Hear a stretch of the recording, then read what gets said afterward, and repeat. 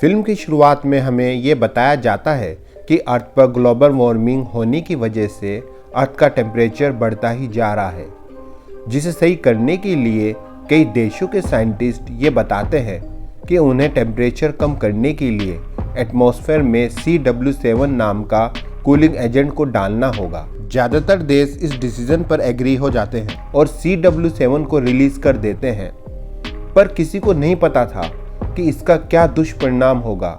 CW7 की वजह से अर्थ का टेम्परेचर डाउन होने लगता है और फाइनली पूरी पृथ्वी पर बर्फ की चादर बिछ जाती है। अब हमें 18 साल बाद का सीन दिखाया जाता है, जहां हम देखते हैं कि पृथ्वी पर बचे हुए लोग एक बहुत लंबी ट्रेन में शरण ले लेते हैं। ये ट्रेन पूरी पृथ्वी का चक्कर काट रही होती है, जिसमें इसे पूरा 1 साल का समय लगता है।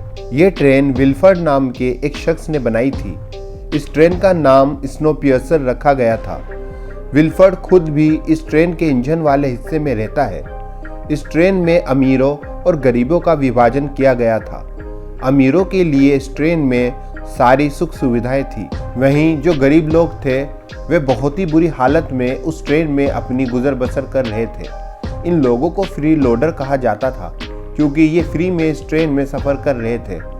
गरीब लोगों को खाने के नाम पर प्रोटीन बार दिए जाते थे ताकि वे जिंदा रह सके। गरीब लोगों ने कई बार बगावत भी करने की कोशिश की, पर वे कामयाब नहीं हो पाए। कर्टस और एडगर नाम के 2 लोग उन गरीब लोगों के प्रोटीन बार में कुछ ढूंढ रहे होते हैं। तभी उन्हें एक लेडी बुलाती है और कहती है कि जो वे ढूंढ रहे हैं वे उनके प्रोटीन बार में है। उन्हें प्रोटीन बार में एक कैप्सूल मिलता है जिसमें एक मैसेज होता है जो कि उन्हें कोई आगे वाले डिब्बों से भेज रहा था। कर्टिस गिलेन नाम के शख्स के पास जाता है, जो उस ट्रेन का सबसे बुजुर्ग आदमी होता है, जिसका एक हाथ और एक पैर नहीं होता। कर्टिस गिलेन को वही मैसेज दिखाता है जो उसे प्रोटीन बार से मिला था। गिलियन को उस मैसेज में एक आदमी का पता लगता है जिसका नाम नेम होता है, जो इस ट्रेन का दरवाज़ा खोल सकता है, क्योंकि उसी शख्स ने इस ट्रेन का सिक्योरिटी सिस्टम बनाया था। नेम को ट्रेन की जेल में बंद करके रखा गया था। फिर हम देखते हैं कि एक महिला जिसका नाम मेसन होता है, वे एक छोटे बच्चे को अपने साथ जबरदस्ती ले जाती है। इस महिला का काम ट्रेन में लॉ एंड ऑर्डर मेंटेन करना होता है। उस बच्चे का बाप बहुत विरोध करता है, पर वह उसकी एक नहीं सुनती, तो वे आदमी गुस्से में आकर उन लोगों की तरफ अपना जूता फेंक कर मार देता है। गार्ड्स उस आदमी के हाथ को ट्रेन के बाहर निकाल देते हैं, जिससे उसका हाथ पूरी तरह से फ्रीज हो जाता है। गार्ड उसके हाथ को हथौड़े से तोड़ देते हैं। अब मेसन सब फ्री लोडर्स को कहती है कि उन सबकी औकात सिर्फ एक जूते की तरह है जो हमेशा पैरों में रखते हैं। फिर हम देखते हैं कि कर्टिस और गिलियन आपस में बात कर रहे होते हैं, जहां कर्टिस गिलियन को दावे के साथ कहता है कि गार्ड्स की बंदूकों में बुलेट नहीं है। शाम को जब गार्ड्स उनके लिए प्रोटीन बार लेकर आते हैं तो कर्टिस उन गार्ड्स पर हमला कर देता है। गार्ड्स जब उस पर फायर करते हैं तो वाकई में राइफल में बुलेट नहीं होती। ये देखकर सभी फ्री लोडर्स गार्ड्स पर हमला कर देते हैं। फ्री लोडर किसी तरह वहां तक पहुंच जाते हैं जहां पर नेम को बंद किया हुआ था और उसकी बेटी भी उसके साथ बंद थी। नेम कर्टिस से कहता है कि वो उनके लिए ट्रेन का दरवाज़ा खोल देगा, पर उसके बदले में उसे कुछ नशीले कैप्सूल चाहिए। फिर कर्टिस अपने साथियों के साथ ट्रेन के आगे वाले डिब्बों की तरफ बढ़ने लगता है। कर्टिस अब उस डिब्बे में पहुंच जाता है जहां पर उनके लिए प्रोटीन बार बनाए जाते थे। कर्टिस ये देखकर हैरान हो जाता है कि जो प्रोटीन बार वे इतने दिनों से खा रहे थे वे असल में बहुत सारे कॉकरोचेस को ग्राइंड कर बनाए जा रहे थे। कर्टिस अपने साथी को कहता है कि वो ये बात किसी को ना बताए। कर्टिस उस कुक से पूछता है कि उन प्रोटीन बार में जो मैसेज आता है क्या वह मैसेज वही भेजता है, तो कुक कहता है कि नहीं, ये मैसेज आगे वाले डब्बे से आता है।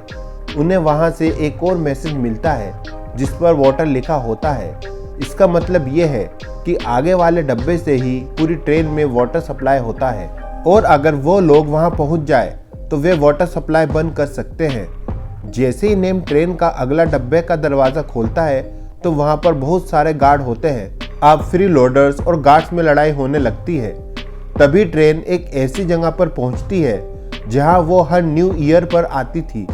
इसका मतलब ये होता है कि आज न्यू ईयर है, सब एक दूसरे को विश करते हैं। उधर नेम की नज़र एक जगह पर पड़ती है जो उसने लास्ट ईयर भी देखी थी। वहाँ पर बर्फ़ पहले के मुकाबले कम थी, इसका मतलब बर्फ़ थोड़ी पिघलने लगी थी। दूसरी ओर मेसन सभी गार्ड्स को आदेश देती है कि वे 75% फ्री लोडर्स को जान से मार दें। सभी गार्ड्स नाइट विजन कैमरा पहन लेते हैं। जैसे ही ट्रेन एक टनल में एंटर करती है, सभी गार्ड्स उन फ्री लोडर्स पर हमला कर देते हैं और उन्हें बेरहमी से मारने लगते हैं। फ्री लोडर्स को कुछ नज़र नहीं आता तो वे कुछ नहीं कर पाते। तभी कुछ फ्री लोडर्स वहां पर मशाल लेकर आने लगते हैं और अब फिर से गार्ड्स और फ्री लोडर्स के बीच में जबरदस्त लड़ाई होने लगती है। कर्टिस फाइनली मेसन को पकड़ लेता है और उसे कहता है कि वे अपने गार्ड्स को आदेश दे कि वे लोगों को मारना बंद कर दें। मेसन अपने गार्ड्स को रोकती है। कर्टिस और सभी लोग मेसन से कहते हैं कि उनके बच्चे कहाँ हैं जिन्हें वे समय समय पर लेकर जाती थी। मेसन कहती है कि सभी बच्चे विल्फर्ड के पास हैं। कर्टिस मेसन को कहता है कि वे उसे विल्फर्ड के पास लेकर जाए, जिसके बदले में कर्टिस उसकी जान बख्श देगा। मेसन अपनी जान बचाने के लिए कर्टिस की बात मान लेती है। फिर मेसन उन्हें आगे के डब्बों की ओर लेकर जाती है। वे खेती वाले सेक्शन से होते हुए स्कूल वाले सेक्शन में पहुंचते हैं जहां अमीरों के बच्चे पढ़ते थे। वहां जाकर फ्री लोडर्स अपने बच्चों की फोटो दिखाकर पूछते हैं कि क्या किसी ने इन्हें देखा है, जिस पर एक बच्चा बोलता है कि उसने गार्ड्स को इन्हें इंजन की ओर ले जाते देखा था। वहां पर एक आदमी आता है जिसके पास अंडे की बहुत बड़ी ट्रॉली होती है। सब फ्री लोडर्स अंडों को देखकर हैरान हो जाते हैं क्योंकि उन्हें तो यह लग रहा था कि अब इस दुनिया में मुर्गी बची ही नहीं होगी। वे आदमी फ्री लोडर्स को अंडे देने लगता है और कहता है कि इस ट्रेन में बहुत सी अफवाहें फैल रही है और एक अफवाह यह भी है कि बंदूकों में गोलियां नहीं हैं। तभी वह ट्रॉली को पलट देता है और उसमें से बहुत सारी राइफल्स निकालता है। गार्ड्स उन राइफल्स को उठाकर उन फ्री लोडर्स को मारने लगते हैं। दूसरी ओर एक टीचर भी जो बच्चों को पढ़ा रही थी, एक बंदूक निकालकर मारने लगती है। तभी एक फ्री लोडर उसे चाकू से मार देता है। कर्टिस उस टीचर की बंदूक उठा लेता है और जब देखता है कि गार्ड फ्री लोडर्स को मार रहे हैं तो वे गुस्से में मेसन को मार देता है। फिर कर्टिस और उसके साथी आगे वाले डब्बे में जाते हैं जहां पर कुछ अमीर लोग बहुत ऐश और आराम की जिंदगी बिता रहे थे। फिर वे सब और आगे जाते हैं जहां एक दरवाजे को खोलने में नेम को समय लग रहा था।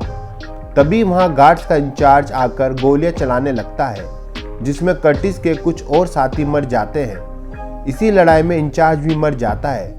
फिर कर्टिस और नेम इंजन वाले हिस्से में आ जाते हैं जहां पर नेम वह दरवाज़ा नहीं खोल पा रहा था। कर्टिस बहुत ज़्यादा फ्रस्ट्रेटेड हो जाता है और दरवाजे पर लात और घूंसे मारने लगता है। तभी विल्फर्ड की सेक्रेटरी आकर कर्टिस को अपने साथ विल्फर्ड के पास लेकर जाती है। विल्फर्ड यहाँ कर्टिस को बताता है कि ट्रेन में खाने पीने का सामान बहुत ही ज़्यादा सीमित है, इसी वजह से उन्हें ट्रेन की आबादी को मेंटेन करना होता है। विल्फर्ड यहाँ कर्टिस को यह भी बताता है कि जो मैसेज उन्हें प्रोटीन बार में मिलते थे वे मैसेज विल्फर्ड ही उन्हें भेजता था, क्योंकि विल्फर्ड चाहता था कि गार्ड्स और फ्री लोडर्स के बीच में लड़ाई हो जिससे ट्रेन की कुछ आबादी कम हो जाए। फिर विल्फर्ड उसी आदमी को ऑर्डर देता है जो अंडे की ट्रे लेकर गया था कि पीछे वाले डब्बे में जाकर ज़्यादातर फ्री लोडर्स को मार दे। वे गार्ड ऐसे ही करता है। विल्फर्ड उनकी आवाज़ सुनकर परेशान हो जाता है। विल्फर्ड कर्टिस को कहता है कि उसके लिए सब करना जरूरी था, वरना हम सब भी मारे जाएंगे। और फिर विल्फर्ड कर्टिस को कहता है कि अब वह बूढ़ा हो गया है तो कर्टिस उसकी पोस्ट को संभाल ले। उधर सिक्योरिटी का इंचार्ज अभी मरा नहीं होता और वे उठकर नेम पर हमला कर देता है। नेम किसी तरह बच जाता है और अपनी बेटी को कर्टिस के पास माचिस लेने भेजता है। असल में नेम ने जो नशीला पदार्थ खाने के लिए लिया था वे उसे स्टोर कर रहा था, जिससे वो दरवाजे को ब्लास्ट कर सके और बाहर जा सके। नेम का मानना था कि अब बाहर का टेम्परेचर बढ़ने लगा है। नेम की बेटी जब इंजन तक पहुंचती है तो उसे अंदेशा होता है कि बच्चे इंजन वाले चैम्बर में हैं।